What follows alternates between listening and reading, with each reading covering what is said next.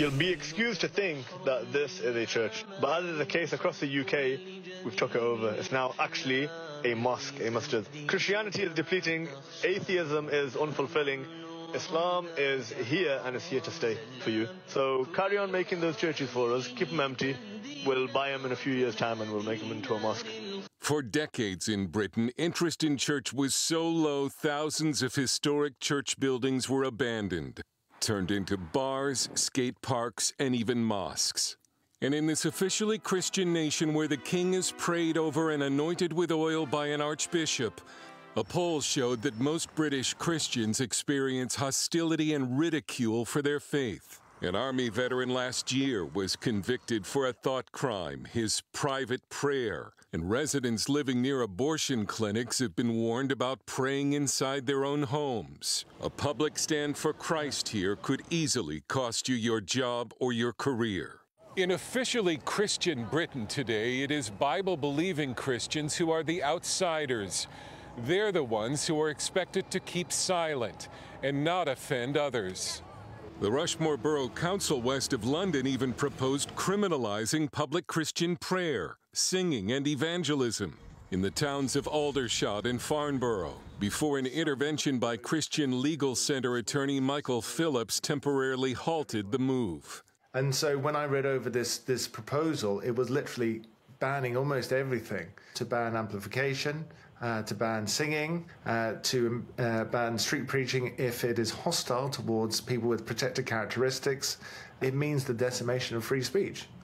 And that's, these are the kinds of threats that we're seeing across the country. One of the evangelists facing a ban is Jamie Brody, who told us about one of his encounters with police. To begin with, some junior officers came and they tried to shut off the microphone straight away. So I began recording them and I just tried to engage them in a discussion. And I said, look, please, can you tell me what law you're acting upon? After a public outcry, the preaching ban was put on hold. But we asked Brody if a new law would stop him. Much of the New Testament was written from prison. So, no. This has been happening for decades. The removal of crosses, the removal of prayer, the continual arrest of street preachers. Andrea Williams of Christian Concern, which is helping Brody, says that while there are large dynamic churches in the UK, anti-Christian hostility has caused many British Christians to self-censor, to keep their faith private. There's a whole raft of self-censorship. The church has censored itself in this country. It's as if we've become ashamed of the gospel, ashamed of our history, ashamed of who Christ is, so that we've removed him from the public space.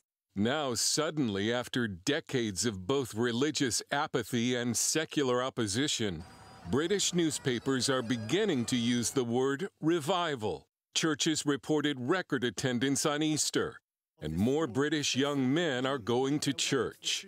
Justin Brierley is the author of The Surprising Rebirth of Belief in God. I think that's been the surprise for me, is to see that intellectual shift now being met by a real wave of interest, especially interestingly from young people in this country who it appears are returning to church again. Very often these are young people who don't necessarily have any history with Christianity. So these are very unchurched Gen Z people. And so this new generation that are rising up, they're growing up with no knowledge of Christianity.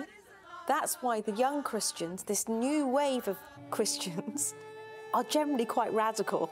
Jamie Brody, too, believes revival is near. My opinion is that I can feel it. I can feel it in my fingers. God is doing it. Jamie also says God has taken the attempt to silence his preaching and turned it around. I have never seen more unity in the local area between the churches, and I've never seen more interest in evangelism. God is working. The British author G.K. Chesterton once wrote that Christianity has died many times and risen again. It appears to be rising again in Great Britain. Dale Hurd, CBN News, London.